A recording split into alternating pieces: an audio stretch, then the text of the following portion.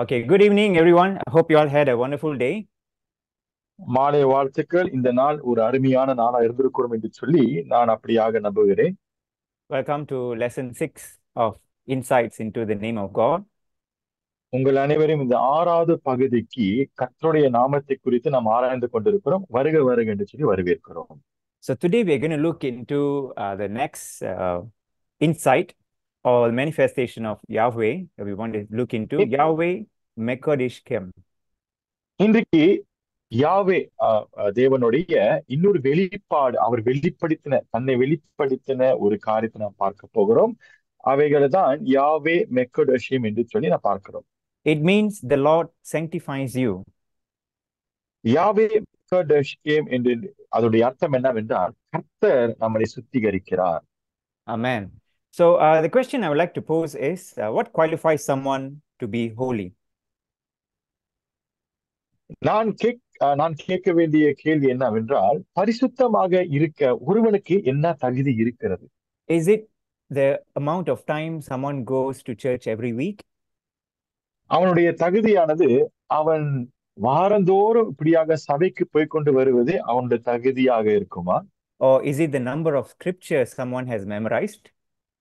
அல்லது வேதாகமத்துடைய வசனங்களை அவன் மனப்பாடமாய் வைத்திருக்கிறது தகுதியாக மாறுமா? Yes, while all these are important for spiritual growth, that does not make us holy. கண்டிப்பாக இதையெல்லாம் நம் ஆவிக்குரிய வளர்ச்சிக்கு உதவியாக இருக்கும் தவிர இது நம்மளை சுத்திகரிக்காது. So we're going to look into one scripture verse. We're going to start off with this. Exodus. Yeah. Please go ahead. All right. We will read from Exodus chapter 31 verses 12 and 13. நம்முடைய வேதாகம வசனத்தை நாம் வாசிக்க போறோம். யாத்திராகமம் 31ஆம் அதிகாரம் 12ஆம் வசனத்திலிருந்து 13ஆம் வசனம் வரையிலும் நாம் வாசிக்க போமாக. யாத்திராகமம் 31ஆம் அதிகாரம் 12ஆம் வசனத்திலிருந்து 13ஆம் வசனம் வரையிலும்.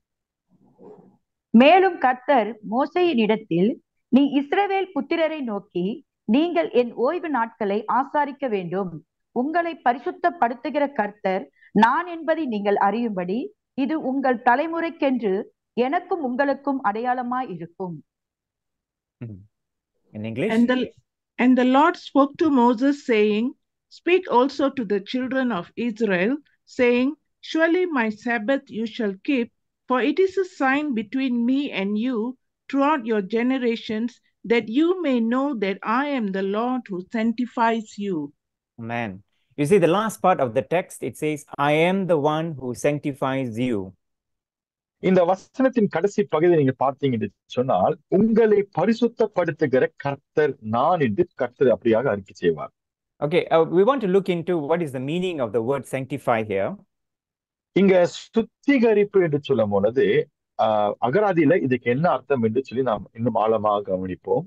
Again, Cambridge Dictionary, it says to make something or someone holy. Cambridge அகராதியை பார்க்கும் பொழுது எதையாவது அல்லது யாராவது பரிசுத்தமாக்குவது. In Oxford Dictionary, it says to declare holy. Oxford அதிகாரத்தில் பார்க்கும் பொழுது இங்க பரிசுத்த அறிவிப்பது என்று சொல்லி நாம் பார்க்கிறோம்.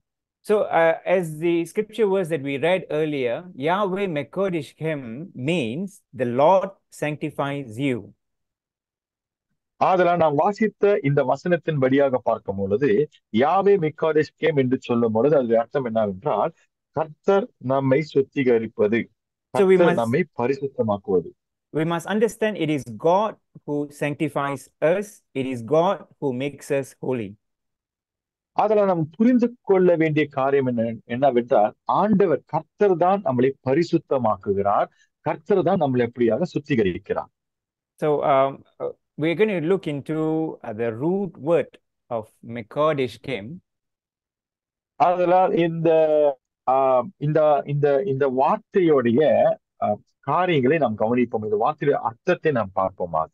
Mekodish, the word Mekodish, the root word in Hebrew comes from Kodesh. மெக்கோடேஷ் என்று சொல்லும் பொழுது எபிரேய வார்த்தையில அது எப்படியாக வருது என்றால் காடேஷ் என்று வருகிறது. So it simply means to sanctify. அப்படி அதோடைய அர்த்தம் என்னவென்றால் சுத்திகரிப்பது.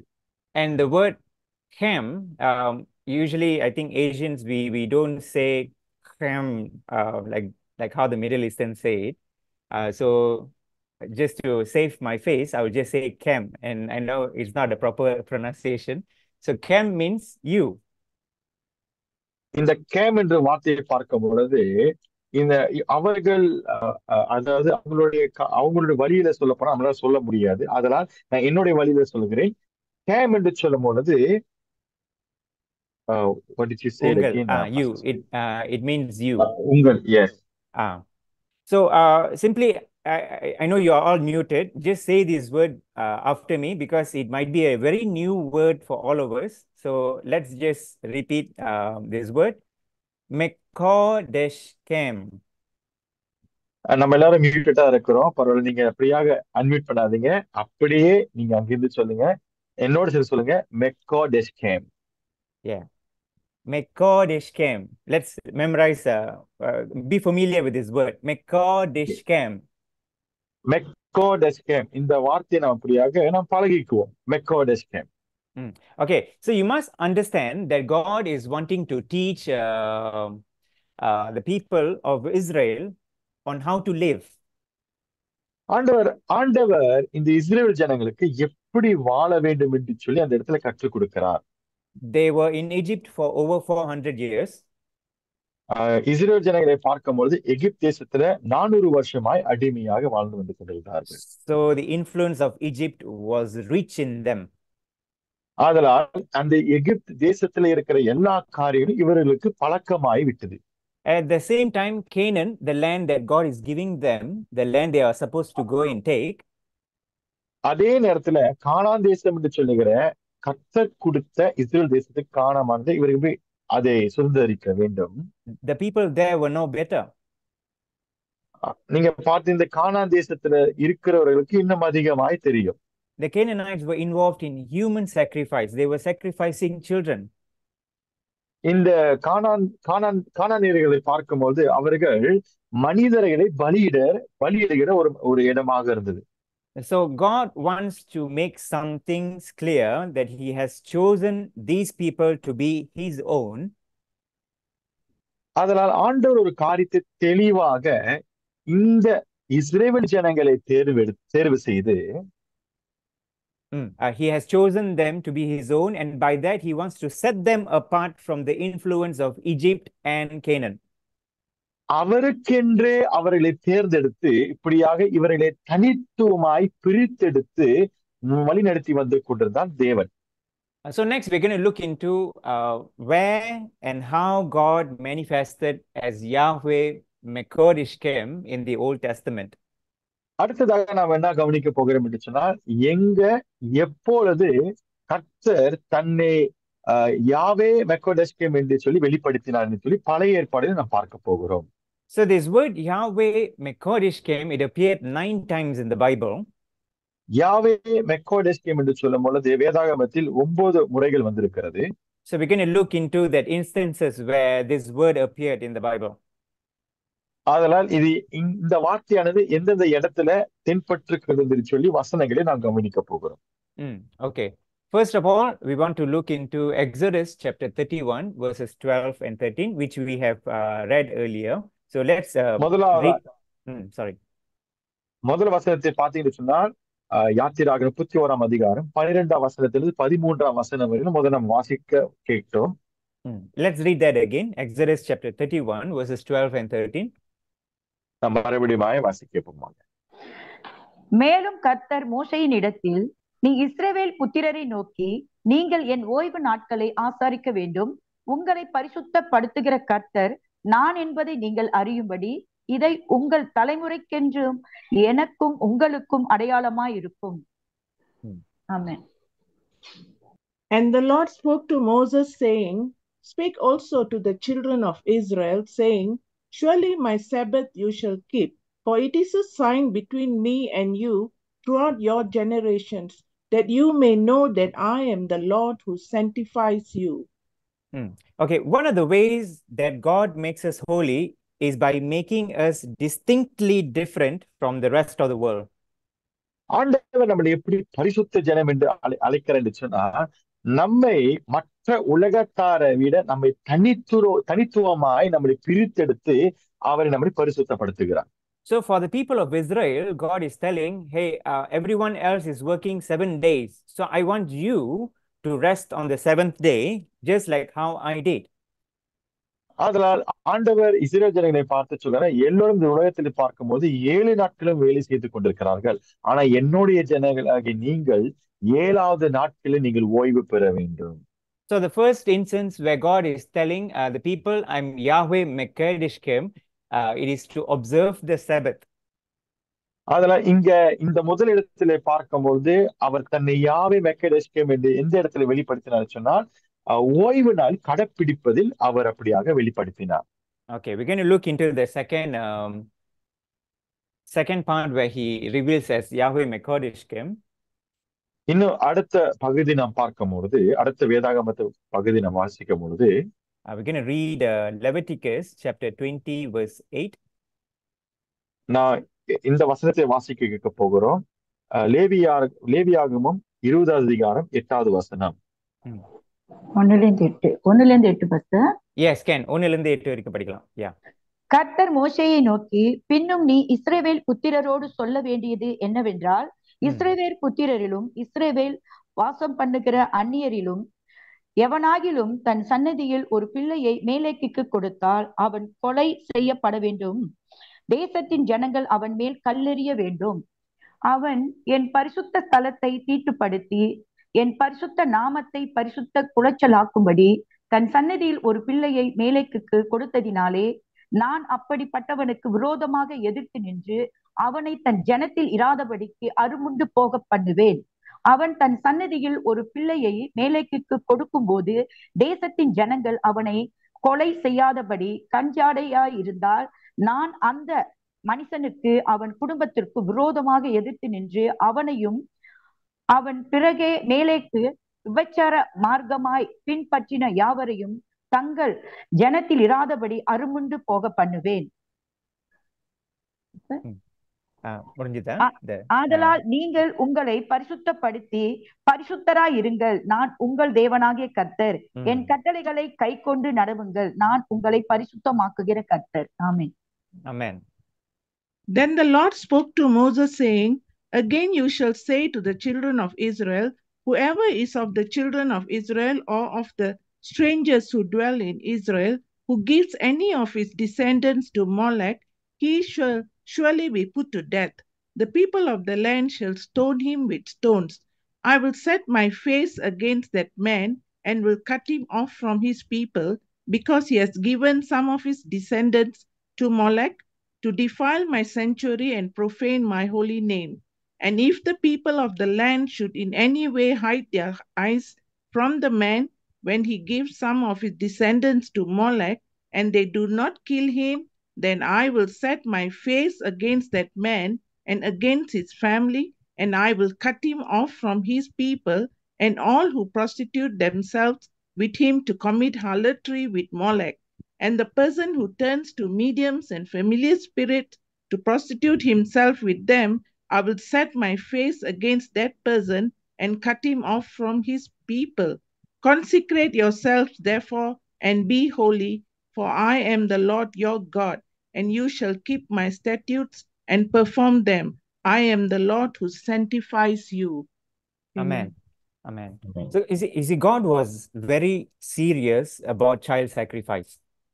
ஆண்டவர் இந்த இடத்துல பார்க்கும்போது குழந்தைகளை பலிகளை செய்வதில் அவருக்கு எந்த ஒரு காலம் விருப்பம் இருந்ததில்லை. His attitude is very clear. In the only instance of possible human sacrifice where God was involved was when Abraham was told to sacrifice his son Isaac. அதாவது அவருடைய அணுகுமுறையானது இந்த இடத்துல தெளிவாக இருக்கிறது. நீங்க வேதாகமத்தில் பார்த்தீங்கன்னு சொன்னால் ஒரே இடத்துலதான் ஆண்டவர் மனித பலியை அவர் அப்படியாக சோதித்து பார்ப்ப எங்க இருந்துச்சுன்னா ஆபிரகாமை தன் குமாரனை அந்த இடத்துல பலியிட சொல்லுவார். Even that has a reason why God asked Abraham to sacrifice his son, but because he is going to sacrifice his son on that very mount itself. அதற்கும் ஒரு காரணம் இருக்கிறது. ஏன் ஆண்டவர் ஆபிரகாம் அந்த மலையின் மேல் எடுத்து போய் பலியிட சொன்னார் இருந்துச்சு. ஏன் இருந்துச்சுன்னா, அதுக்கு பிறகு நீங்கள் பார்த்தீங்கன்னு சொன்னால் புதிய ஏற்பாடு காலத்தில் அவருடைய சொந்த ஒரே பேரான குமாரனை அதே மலையின் மேல் அவர் பலியாய் தந்தார். Just when Abraham was about to strike Isaac, God intervened and stopped that sacrifice. Abraham தன்னுடைய மகனை இப்படியாக அவன் கொல்லுவதற்கு முன்பாகவே, அதாவது அவனுடைய கரங்கள் நீட்டி பலியிடுவதற்கு முன்பாக கர்த்தர் அவனை நிற்பாட்டி இதை செய்யாதே என்று சொல்லி தடுத்தான். Child sacrifice was not what God was wanting. குழந்தை பலிகள் என்று சொல்லும் பொழுது கர்த்தருடைய ஆராதனையில் ஒரு பகுதி அல்ல. And the following verse, we see that the Canaanites were turning to mediums and necromancy, which is consulting the dead. So God is asking them not to practice this. அது மட்டும் அல்லாமல் நீங்கள் கானானியர்களை பார்க்கும் பொழுது அவர்கள் இந்த பில்லி சூனியம் மந்திரம் என்று சொல்லி இந்த காரியத்தில் அதிகமாக ஈடுபட்டு கொண்டிருந்தார்கள். கர்த்தர் இஸ்ரவேல் ஜனங்கள் இவரிடத்தில் இப்படியாக நீங்கள் கற்றுக்கொள்ளக்கூடாது, இதை நீங்கள் ஏற்றுக்கொள்ளக்கூடாது, பழகக்கூடாது என்று சொல்லி எச்சரிக்கை செய்வார். At the end, we see God is telling, I am Yahweh Mekadeshkem, I am the Lord who sanctifies you. கடைசி நீங்கள் பார்க்கும் பொழுது கர்த்தர் இந்த இஸ்ரவேல் ஜனங்களை பார்த்து சொல்வார், நானே யாவே மெக்கடேஸ்கேம் என்று சொல்லி, நானே உங்களை பரிசுத்தப்படுத்த, நானே உங்களை சுத்திகரிக்கிற தேவன் என்று சொல்லி அவரை சொல்லுவார். Okay, we're going to look into the third instance of God manifesting as Yahweh Mekadeshkem. வேதாகமத்தில் மூன்றாவது பழைய ஏற்பாடை நாம் பார்க்க, மூன்றாவது இடத்தில் தன்னை யாவே மெக்கடேஸ்கேம் எங்கே என்று சொல்லி அவர் வெளிப்படுத்தின ஒரு மூன்றாவது இடத்தை நான் கவனிப்போம். This is from Leviticus chapter 21. லேவியாகமம் 21ஆம் அதிகாரம். So it is a regulation concerning priests. இந்த கட்டத்தை பார்க்கும்போது ஆசாரியருக்கு தொடர்பான விதிமுறைகளை கர்த்தர் கட்டளையிடுகிறார். So God was giving instructions on how a priest should live, set apart as holy. ஒரு ஆசாரியன் தன் வாழ்க்கையை எப்படி வைத்திருக்க வேண்டும் என்று சொல்லி, அவன் பிரிக்கப்பட்ட வாழ்க்கையானது எப்படியாக வாழ வேண்டும் என்று சொல்லி ஆண்டவர் கட்டளையிடுகிறார். He was telling Moses, tell the sons of Aaron, because they are chosen to be the priests, and tell them what they can do and what they cannot do, and he was very serious about that. மோசேயின் இடத்துல எப்படியாக அவர் கட்டளை கொடுக்கும் பொழுது Aaron இடத்தில் சொல்லி, ஆரோனின் மகன்கள் எப்படியாக இருக்க வேண்டும், அவர்களை எப்படி செய்ய வேண்டும், எதை செய்ய வேண்டும், எந்த நேரத்தில் செய்ய வேண்டும் என்று சொல்லி அவர் அப்படியாய் தெளிவாய் கட்டளையை கொடுப்பார். Because these priests are the ones who will be handling the services in the temple, so they need to watch their conduct at all times. ஏனென்றால் இந்த ஆசாரியர்களை பார்க்கும்போது இவர்கள் தான் தேவ ஆலயத்தில் இப்படியாக சில காரியங்களை எடுத்து செய்வார்கள். ஆதலால் தேவனுடைய ஆசாரியனாக இருக்கிற இவர்கள் தன்னுடைய ஒழுக்கங்கள், தன்னுடைய நடவடிக்கைகள் சரியாக இருக்க வேண்டும் என்று சொல்லி ஆண்டவருடைய பொருட்டாய் இருக்கிறது. Let's read Leviticus chapter 21 verse 8. நான் வாசிக்கப்போமாக லேவியாகமம் 21ஆம் அதிகாரம் 8வது வசனம். அவன் தேவனுடைய அப்பத்தை செலுத்துகிறபடியால் நீ அவனை பரிசுத்தப்படுத்த வேண்டும். உங்களை பரிசுத்தமாக்குகிற கர்த்தராகிய நான் பரிசுத்தராய் இருக்கிறபடியால் அவனும் உனக்கு முன்பாக பரிசுத்தனாய் இருப்பானாக. Therefore you shall consecrate him, for he offers the bread of your God. He shall be holy to you, for I, the Lord, who sanctify you, am holy. You see, God will repeat this in verse 15 and 23 of that same chapter. இதே அதிகாரத்துல 15வது வசனம் 23 வசனத்தை வாசித்தீங்கன்னு சொன்னா ஆண்டவர் தன்னை இப்படியாக தான் வெளிப்படுத்துவார் மறுபடியுமாக. The pattern is this: God will give the rules and the regulations for the priest to obey, and then he also gives a promise to say, I am the Lord who sanctifies you. நீங்க பார்த்தீங்கன்னு சொன்னா இதுதான் அவருடைய பேட்டர்னாக இருக்கிறது. அவர் முதலாவது விதிமுறைகளை கொடுத்து பிறகு அவர் சொல்லுவார், உங்களை பரிசுத்தமாக்குகிற கர்த்தராகிய நான் என்று சொல்லி அவர் அறிக்கை செய்வார். Okay, the next part of it is somewhat similar to the third part. We're going to look into rules for priests. அடுத்த நீங்க வசனத்தை பார்த்தீங்கன்னு சொன்னால் இந்த மூன்றாவது காரியத்தை பார்த்தோம் அல்லவா, அதே போலதான் அது ஒட்டி இருக்கிறது. இது என்னன்னா ஆசாரிகளுக்கு விதிகள். So these are in regards to offerings, holy things and sacrifices, how their actions should be regarding all these things. அதனால் இதை பார்த்து சொன்னா எதை குறித்து சொன்னா அவர்கள் எப்படி பலி செலுத்த வேண்டும், எந்த காரியத்தை எது பரிசுத்தமாக அவர்கள் என்ன வேண்டும் என்று சொல்லி கர்த்தர் சில விதிகளை தருவார். And God will give some examples on what acts that you do can make yourself unclean, because if you're unclean you cannot take part in the holy things of the temple. அது மட்டுமல்லாமல் ஆண்டவர் சில உதாரணங்களை தருவார். எப்படிப்பட்ட நீ காரியத்தை செய்தால் நீ அசுத்தமாய் மாறிவிடுவாய், அதனால் நீ அசுத்தமாய் மாறிவிட்டால் சில காரியங்களுக்குள்ளாக நீ ஈடுபட முடியாது. Let's just read one verse of Leviticus chapter 22 verse 9. வாசிக்கப்போமாக லேவியாராகமம் 22ஆம் வசனம் 9வது வசனம். 22ஆம் அதிகாரம் 9வது வசனம். ஆகையால் பரிசுத்தமானதை அவர்கள் பரிசுத்த குலைச்சல் ஆக்குகிறதினாலே பாவம் சுமந்து அதனின் நிமித்தம் சாகாதபடிக்கு என் கட்டளைகளை காக்க கடவார்கள். நான் அவர்களை பரிசுத்தமாக்குகிற கர்த்தர். ஆமென். They shall therefore keep my ordinance, lest they bear sin for it and die thereby, if they profane it. I, the Lord, sanctify them.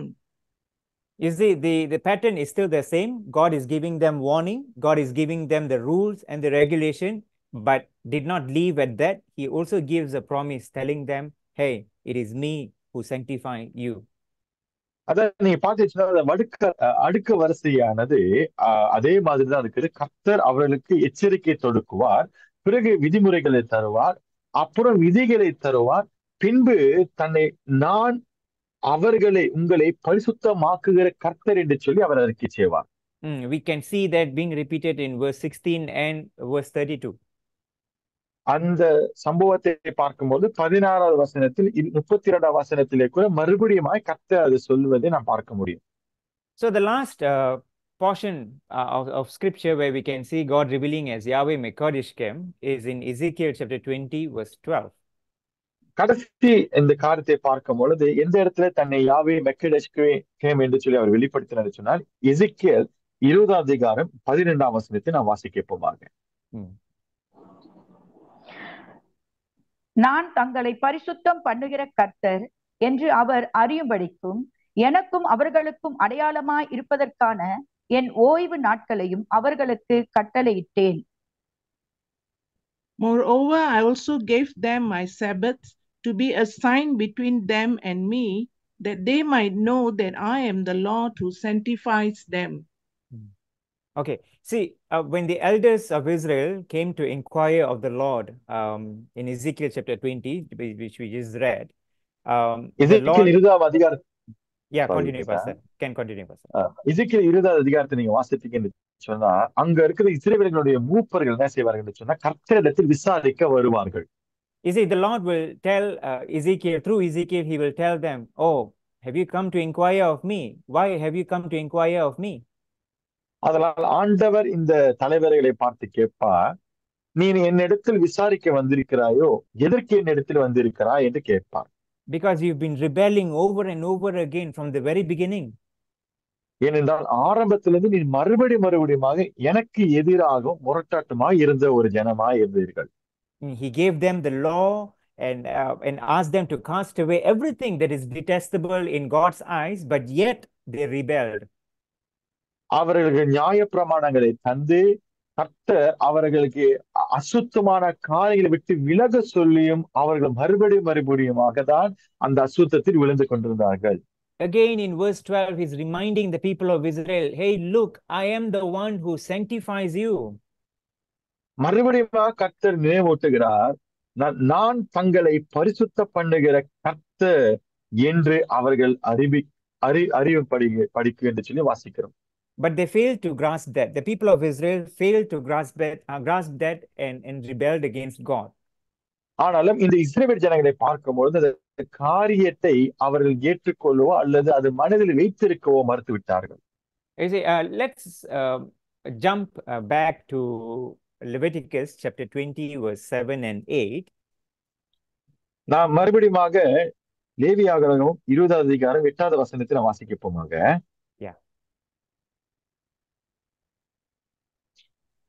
என் கட்டளைகளை கை கொண்டு நடவுங்கள், நான் உங்களை பரிசுத்தமாக்குகிற கர்த்தர். Consecrate yourselves, therefore, and be holy, for I am the Lord your God, and you shall keep my statutes and perform them. I am the Lord who sanctifies you. You see, the Lord is trying to reach out to his people Israel here. ஆண்டவரை பார்க்கும் பொழுது இஸ்ரவேல் ஜனங்களுக்கு எப்படியாவது அவர் அண்டி வருகிறார் என்று சொல்லி நாம் பார்க்கிறோம். He's telling Israel, you are my people. Because you are my people, I want you to live worthy of by consecrating yourself. இஸ்ரவேல் ஜனங்களை பார்த்து சொல்லுகிறார், நீங்கள் என்னுடைய சொந்த ஜனமாக இருக்கிறீர்கள், ஆதலால் உங்களை நீங்கள் பரிசுத்தமாக்கி நீங்கள் ஒரு பிரிக்கப்பட்ட ஒரு பரிசுத்த ஜனமாய் வாழ வேண்டும் என்று சொல்லி அவர் எதிர்பார்க்கிறார். And he also tells them, it is me who will sanctify you. அதே நேரத்தில் அவர் சொல்லுகிறார், நான் உங்களை பரிசுத்தமாக்குகிற கர்த்தர் என்று சொல்லி 8வது வசனத்தில் வாசிக்கிறோம். So we see a part that God wants to play, and God expects us to play a part as well. So இந்த பகுதியிலே பார்க்கும் பொழுது ஆண்டவர் அவர் நம்மை பரிசுத்தமாக்குகிற கர்த்தர் என்று சொல்லி ஒரு பகுதியில வாசித்தாலும் அதே நேரத்தில் கர்த்தர் சில காரியங்களை நம்மளும் செய்ய சொல்லுகிறார். He is saying, I'm going to sanctify you. Look, I'm going to sanctify you, but I want you to cooperate with me. நான் உன்னை பரிசுத்தமாக்குகிறேன், ஆனாலும் நீ என்னோடு ஒத்துழைக்க வேண்டும் என்று சொல்லி நாம் பார்க்கிறோம். So set yourself apart and I will sanctify you. ஆதலால் எனக்காக தனித்துவமாய் பிரிக்கப்பட்டனா ஒரு வாழ்க்கையை வாழ நான் உன்னை பரிசுத்தமாக்குகிறேன். And scripture in English it tells us, consecrate yourself. ஆங்கிலத்திலே வாசிக்கிறோம், நம்மை சுத்திகரிக்க வேண்டும் என்று சொல்லி. So what does he mean by consecrating ourselves? நம்மை சுத்திகரிப்பது என்று சொன்னால் அதோடைய அர்த்தம் என்ன? It is to fully, completely be dedicated to him. அவருக்கு என்று நாம் ஒப்பு கொடுத்தது ஒரு வாழ்க்கையை வாழ வேண்டும். Let's read 2 Timothy chapter 2 verse 4. நான் வாசிக்கப்போமாக 2 தீமோத்தேயு 2ஆம் அதிகாரம் 4வது வசனத்தை நான் வாசிக்கப்போம்.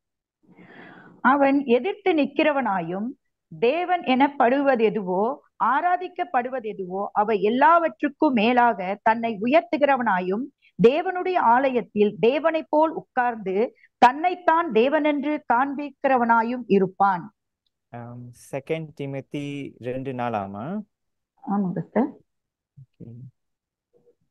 Can we read that in English? அது சோல்ஜர் பற்றி போட்டிருக்கோம். ஒரு போர் வீரர் ஏதாவது maybe we can read it in English first. 2 Timothy, yeah. No one engaged in warfare entangles himself with the affairs of this life, that he may please him who enlisted him as a soldier. தமிழ்ல இருக்குதாமா? 2 தீமோத்தேயு 2ஆம் அதிகாரம் 2வது அதிகாரம் 4வது வசனம். அதான் பச்சை பஸ். இப்ப 2 தீமோத்தேயு 2 தீமோத்தேயு 2ஆம் அதிகாரம் 4வது வசனம். இருங்க பஸ். சாரி. ஓகே, இருங்க bus.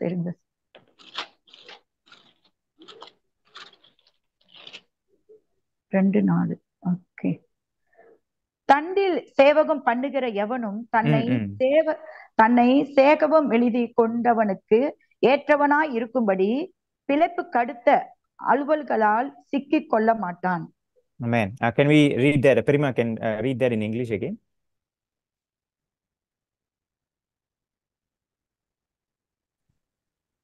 No one engaged in warfare entangles himself with the affairs of this life, that he may please him who enlisted him as a soldier. Okay. See, Paul is saying that every soldier that is enlisted gives himself entirely to his assignment. Pavul இங்க என்ன சொல்லுகிறான்னு சொன்னா, ஒவ்வொரு சேவகன் செய்கிற ஒவ்வொரு பேரும் தன்னுடைய அவன் சேவை செய்வதற்கு என்று சொல்லி தன்னை ஒப்பு கொடுத்தனா காணப்படுகிறார். Okay, what will a soldier do? He will leave his family, he will get deployed to a station and focuses fully on the assignment that is given to him. ஒரு ராணுவ வீரனை பார்க்கும் பொழுது அவன் தன் குடும்பத்தை விட்டு, அவனுடைய தன் வேலைகளை விட்டு, தன் ஆசை எல்லாம் விட்டு தன்னுடைய தேசத்தை எப்படி காப்பாற்ற வேண்டும் என்று சொல்லிதான் ஒரே நோக்கத்தோடு இருப்பான். And Paul is asking us to have the same mindset when we are focused on God. அதுல பவுல் சொல்லுகிறார், நமக்கும் அப்படிப்பட்ட ஒரு சிந்தை இருக்க வேண்டும். கர்த்தரிடத்தில் நாம் அப்படியாக ஒரே சிந்தையோடு அவரை நாம் கவனிக்க வேண்டும். And so when we are consecrating ourselves, we want to fully dedicate ourselves to God. அதாவது நம்மை நம்மளே பரிசுத்தமாக்க வேண்டும் என்று சொல்லும் பொழுது அப்படி என்றால் நம் கர்த்தரிடத்தில் ஒரு ஒப்பு கொடுத்தல் வாழ்க்கையை வாழ வேண்டும். Because you see, John 15:16, it says, Jesus will say, "You did not choose me, but I chose you." ஏனென்றால் நம்ம யோவான் 15ஆம் அதிகாரம் 16ஆம் வசனத்தை வாசித்து பார்க்கும் பொழுது இப்படியாக இயேசு சொல்லுகிறார், நீங்கள் என்னை தெரிந்து கொள்ளவில்லை, நான் உங்களை தெரிந்து கொண்டேன் என்று சொல்லி நாம் வாசிக்கிறோம். He chose us to be his people. அவர் நம்மளை அவருடைய ஜனமா இருப்பதற்கு அவர் நம்மளை தேர்ந்தெடுத்தார். How wonderful is that for us to hear that? இதை கேட்பதற்கு நாம் எவ்வளவு ஒரு பெரிய ஒரு பாக்கியசாலியா இருக்க வேண்டும். We didn't have to go and search for him, but he chose us to be his people. நாம் அவரை தேடி அலைய திரிய வினவேன் என்று சொன்னால் வேதம் சொல்லுகிறது, அவர் நம்மளை தெரிந்து கொண்டார் என்று சொல்லி. Okay, there is one fact that is declared both in the Old Testament and the New Testament that we want to look into. இந்த ஒரு வாக்கியம் இருக்கிறது, அது பழைய ஏற்பாடிலும் புதிய ஏற்பாடிலும் இது சொல்லப்பட்டிருக்கு. இதை நாம் பார்க்க போகிறோம் பொழுது. I see, God is holy. தேவன் கர்த்தர் அவர் பரிசுத்தர். Let me repeat. God is holy. மறுபடியும் சொல்லுகிறேன், கர்த்தர் அவர் பரிசுத்தமானவர். When Isaiah sees the Lord in Isaiah chapter 6, ஏசாயா 6ஆம் அதிகாரத்தில் நாம் வாசித்து பார்க்கும் பொழுது ஏசாயா ஆண்டவரை பார்க்கும் பொழுது Isaiah falls flat on his face and he sees these beings in heaven without ceasing, crying day and night, "Holy, holy, holy is the Lord God Almighty." ஏசாயா பார்க்கும் பொழுது அவன் தாழை விழுந்து ஆண்டவருக்கு முன்பாக பரிசுத்தர் பரிசுத்தர் பரிசுத்தர் என்று சொல்லி அவன் அப்படியா இருந்தான். That was the declaration in the Old Testament. பழைய ஏற்பாடை பார்க்கும் பொழுது இது இப்படிப்பட்ட ஒரு அறிக்கையை தான் நாம் கவனிக்கிறோம். But what happens in the New Covenant now? ஆனாலும் புதிய ஏற்பாடிலே பார்க்கும் பொழுது this is only one other time we see this 3-4 repetition in the New Testament. புதிய ஏற்பாடை பார்த்தீங்கன்னு சொன்னா இந்த மூன்று மறுபடியும் சொல்லுகிற காரியத்தை ஒரு இடத்துல தான் நாம் கவனிக்க முடியும்.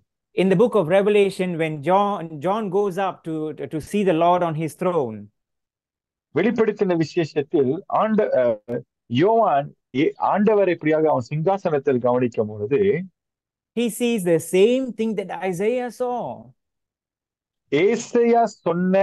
ஏசாயா பார்த்த அதே காட்சியை யோவான் பார்க்கிறான். He sees beings surrounding the throne and without ceasing day and night crying, "Holy, holy, holy is the Lord God Almighty." சுற்றி இருக்கிற காரியங்கள் சுற்றி இருக்கிற எல்லாம் பார்க்கும் பொழுது ஆண்டவரை பார்த்து நீர் பரிசுத்தர் நீர் பரிசுத்தர் நீர் பரிசுத்தர் என்று சொல்லி இப்படியாக இரவும் பகலுமாக அதை சொல்லிக் கொண்டிருக்கிறதா. So heaven is always praising God, saying, "Holy, holy, holy is the Lord God Almighty." அதுல பரலோகத்தை பார்க்கும் பொழுது அந்த இடத்தில் நீர் பரிசுத்தர் நீர் பரிசுத்தர் நீர் பரிசுத்தர் என்று சொல்லி இப்படியாய் தொடர்ச்சியாய் ஆராதித்துக் கொண்டிருக்கிறார்கள். What does it mean to be holy? பரிசுத்தம் என்று சொல்லும் பொழுது அதோடைய அர்த்தம் என்ன? It simply means utterly unique, completely separate and set apart. அதோடைய அர்த்தம் என்னவென்றால் நாம் தனித்துவமாய் நிற்பது, நாம் பிரிந்து வாழ்வது, நாம் கர்த்தருக்காக ஒப்பு கொடுத்தல் வாழ்க்கையை வாழ்வது. So what does it mean? God has always been. He has no beginning, he has no end. அதுல ஆண்டவரை பார்க்கும் பொழுது அவருக்கு ஆரம்பமும் இல்லை முடிவும் இல்லை. Everything else has been created. The world, the earth that we see, everything is created. நாம் பார்க்கிற இந்த உலகமானது இதுக்குள்ள இருக்கிற எல்லா காரியமும் படைக்கப்பட்டது, அது சிருஷ்டிக்கப்பட்டது.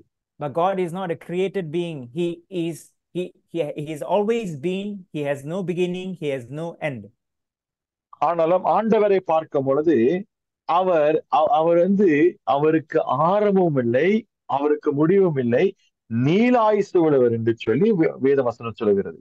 So God is telling us, hey, look, because I am separate, because I am unique, I want you, my people, to be separate and unique while you are here on earth.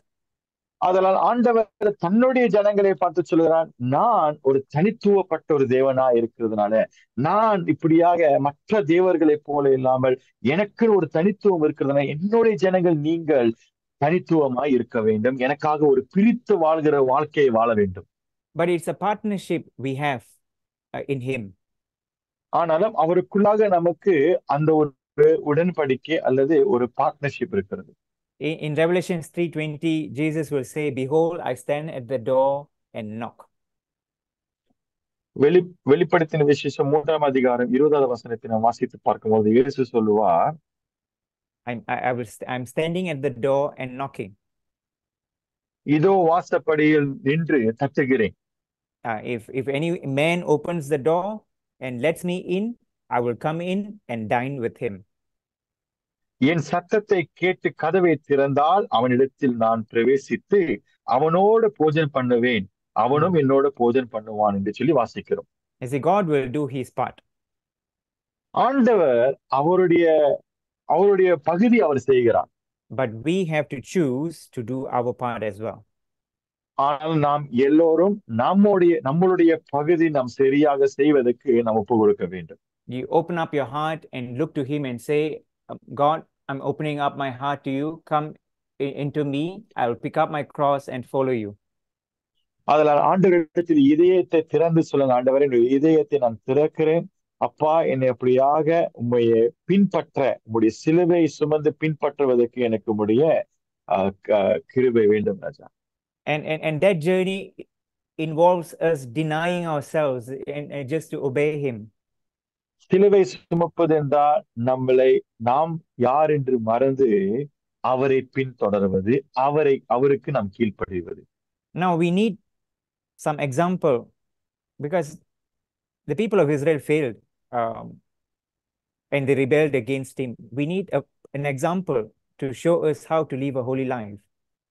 ஆதலால் இந்த பரிசுத்தமான உள்ள வாழ்க்கையை வாழ்வதற்கு நாம் எப்படி வாழ வேண்டும் என்று சொல்லி அதற்கு ஒரு உதாரணம் இருக்க வேண்டும் என்று சொன்னால், ஆண்டவர் தேர்வு செய்த இந்த இஸ்ரவேல் ஜனங்கள் அவர்கள் இந்த பிரிக்கப்பட்ட ஒரு வாழ்க்கையை வாழ்வதற்கு அவர்கள் தவறிவிட்டார்கள். So our perfect example will always be our Lord Jesus Christ, our Savior. ஆதலால் நம்முடைய ஒரு பூர்ணமான உதாரணம் யார் என்று சொன்னால் ஆண்டவராகிய இயேசு கிறிஸ்து. Now he lived a consecrated life. அவரை பார்க்கும்போது ஒரு பரிசுத்த ஜீவியத்தை வாழ்ந்து கொண்டிருந்தார். We're going to read some portion of scripture just to see how he has lived a consecrated life. சில வசனங்களை நாம் வாசித்து கேட்க போகிறோம், எப்படி ஆண்டவராகிய இயேசு கிறிஸ்து ஒரு பரிசுத்த வாழ்க்கையை வாழ்ந்தார் என்று சொல்லி நான் பார்க்க போகிறோம். We're going to read John chapter 10 verse 36. நான் வாசிக்க போமாக யோவான் 10வது அதிகாரம் 36வது வசனத்தை வாசிக்க கேட்போம்.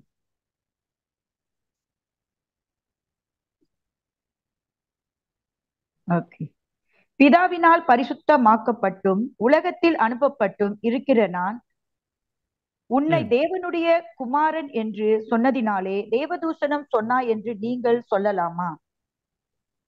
Do you say of him whom the Father sanctified and sent into the world, you are blaspheming because I said I am the Son of God? You see, Jesus is declaring and saying to the people that the Father has consecrated me. The Father has sanctified me. இங்க ஆண்டவராகிய இயேசு கிறிஸ்து அவர் என்ன சொல்கிறார் சொன்னா, பிதாவினால் பரிசுத்தமாக்கப்பட்டும் என்று சொல்லி தன்னை சொல்கிறார். பிதாவினால் அவர் என்னை பரிசுத்தமாக்கினார் என்று சொல்லுகிறார். Something that God the Father, Yahweh God, has been promising over and over again in the Old Testament. Here Jesus is claiming and declaring that the Father has consecrated him. அதாவது மறுபடியுமாக எந்த பழைய ஏற்பாடை வாசிக்கிறோமோ அன்று மறுபடியும் சொல்லிக் கொண்டிருந்தாரோ அதுதான் இயேசு சொல்கிறார், பிதாவினால் பரிசுத்தமாக்கப்பட்டேன். Let's read Luke chapter 1 verse 35. லூக்கா 1 அதிகாரம் 35வது வசனத்தை வாசிக்க போமாக. தேவதூதன் அவளுக்கு பிரதியுத்தரமாக, பரிசுத்த ஆவி உன்மேல் வரும், உன்னதமானவருடைய பலன் உன்மேல் நிழலிடும். ஆதலால் உன்னிடத்தில் பிறக்கும் பரிசுத்தம் உள்ளது தேவனுடைய குமாரன் எனப்படும். And the angel answered and said to her, The Holy Spirit will come upon you, and the power of the highest will overshadow you. Therefore, the child to be born will be called the Son of God. Amen.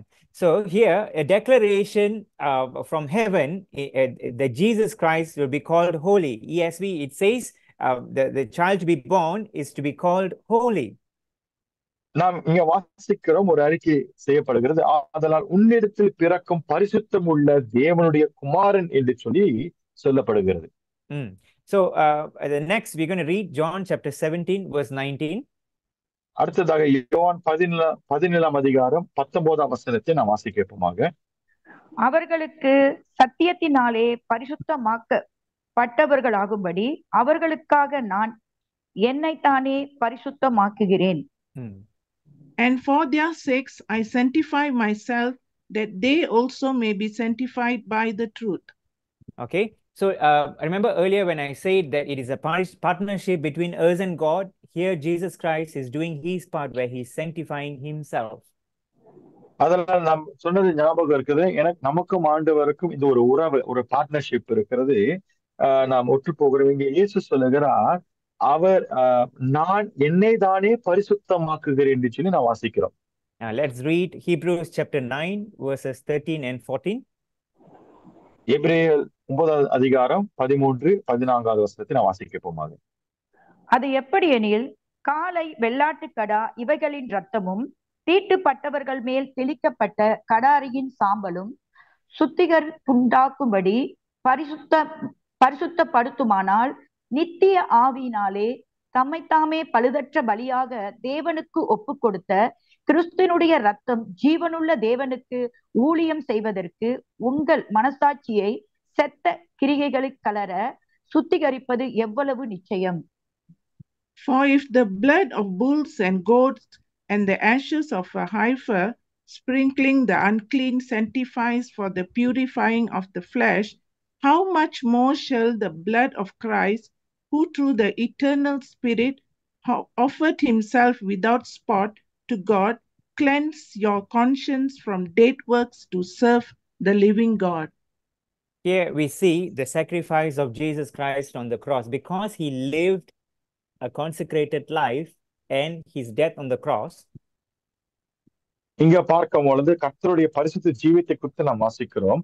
அவர் பரிசுத்தவராய் வாழ்ந்ததுனால அவர் சிலுவையில் அறையப்பட்டார். The blood that was shed on the cross, சிந்தப்பட்ட அந்த இரத்தமானது, that blood is able to purify us. அந்த இரத்தமானது நம்மை சுத்திகரிக்கும் என்று சொல்லி நாம் வாசிக்கிறோம். So this is the importance of why Yahweh Mekadeshkum, he's been asking the people over and over again, consecrate yourself, because if you consecrate yourself and God sanctifying them, that will be the perfect sacrifice that purifies all sin. அதான் யாவே மெக்காடிஷ் வந்து எந்நேரமும் நான் உங்களை சுத்திகரிக்கிற தேவன் என்று சொல்லி அவர் அறிக்கை செய்து கொண்டிருப்பார். சோ அவர் நம்மை சுத்திகரிக்கும் போது அதே நேரத்தில் நாமும் அந்த இடத்துல ஒரு சுத்திகரிப்பான ஒரு வாழ்க்கையை வாழ வேண்டும். So that is why Jesus Christ is the only person who could fulfill the promise that God has given. அதனால்தான் ஆண்டவராகிய இயேசு கிறிஸ்து ஒருவர் மட்டும்தான் இந்த காரியத்தை நிறைவேற்றுகிற ஒரு மனிதனாய் அல்லது தேவனாய் வாழ்ந்து வந்தார். So for those of us who believe in Jesus Christ and latch on to his righteousness, we are purified because of his sacrifice. ஆதலால் யாரெல்லாம் கர்த்தரை ஆண்டவராகிய இயேசு கிறிஸ்துவை நாம் விசுவாசிக்கிறோமோ அவருடைய தூய ரத்தத்தினால், பரிசுத்த ரத்தத்தினால் நாம் சுத்திகரிக்கப்பட்டிருக்கிறோம். Amen. Let's read Hebrews chapter 10 verse 10. எபிரேயர் 10ஆம் அதிகாரம் 10ஆவது வசனத்தை வாசிக்கப்போமாக. இயேசு கிறிஸ்துவினுடைய சரீரம் ஒரு தரம் பலியிடப்பட்டதினாலே அந்த சித்தத்தின்படி நாம் பரிசுத்தமாக்கப்பட்டிருக்கிறோம். ஆமென். By that will we have been sanctified through the offering of the body of Jesus Christ once for all. Amen. Amen. Because of the sacrifice of Jesus Christ, we are sanctified. இயேசு கிறிஸ்துனுடைய சரீரம் ஒரு தரம் பலியிடப்பட்டதுனால அந்த சிந்தப்பட்ட ரத்தத்தின்படி நாம் பரிசுத்தமாக்கப்பட்டிருக்கிறோம். Again, it's a partnership. Now what we have to do is to simply accept the gift of salvation. மறுபடியும் இது என்ன காமிக்குதுன்னா, நமக்கு ஒரு பார்ட்னர்ஷிப் இருக்கிறது.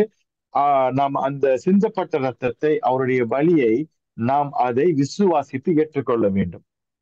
Amen.